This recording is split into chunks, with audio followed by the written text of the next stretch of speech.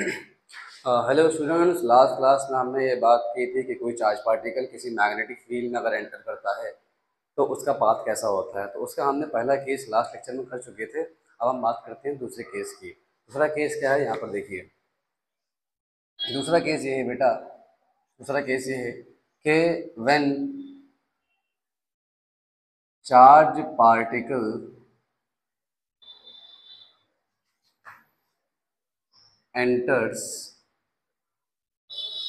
parallel to the magnetic field, parallel to the magnetic field। तो मान लेते हैं बेटा कि यहाँ पर कोई मैग्नेटिक फील्ड है, यहाँ पर कोई मैग्नेटिक फील्ड है, ठीक है। यहाँ पर जो हमने एक्स दिखाया है, एक्स का मतलब ये है कि मैग्नेटिक फील्ड हमारी इनसाइड है। तो लास्ट क्लास में क्या था कि पार्टिकल हमारा इस तरफ से आ रहा था और मैग्नेटिक फील्ड हमारी इस तरफ से थी। तो एंगल जो वेलोसिटी में और मैग्नेटिक फील्ड में बन रहा था वो 90 डिग्री था।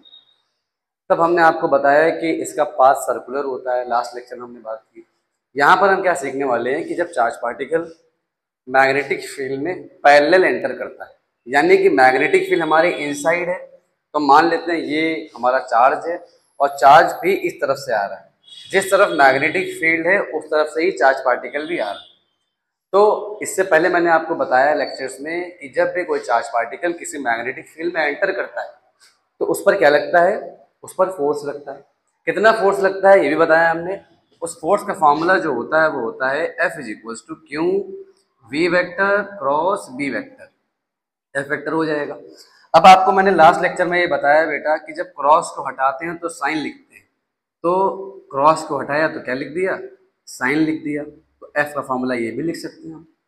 अब आपसे पूछा जाए कि थीटा क्या है, तो theta is the angle between V and B, velocity vector and magnetic field vector. So magnetic field आपकी इनसाइड है और पार्टिकल भी इस तरफ आ रहा है।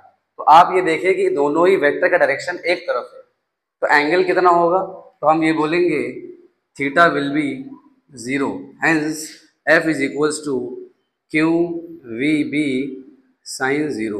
साइन 0 की वैल्यू आपको पता है कितनी होती है, 0 होती है। तो हम ये बोलेंगे फोर्स कितना आ जाएगा, 0। यानी कि मैग्नेटिक फोर्स, जो मैग्नेट चार्ज पे फोर्स लगाएगा वो कितना लगाएगा, 0 फोर्स लगाएगा। तो इसका पाथ क्या होगा, लास्ट क्लास में जब परपेंडिकुलर वो एंटर कर रहा था तो उसका पाथ सर्कुलर था। इस पर्टिकुलर केस में वो एंटर कर रहा है पैरेलल, यानी कि उसका डायरेक्शन क्या होगा, अगर फोर्स 0 है यानी कि जिस पाथ में वो जा रहा था वो उसी पाथ को कंटिन्यू करेगा। यानी कि अगर वो स्ट्रेट लाइन में जा रहा था तो इसका पाथ भी कैसा होगा, स्ट्रेट लाइन।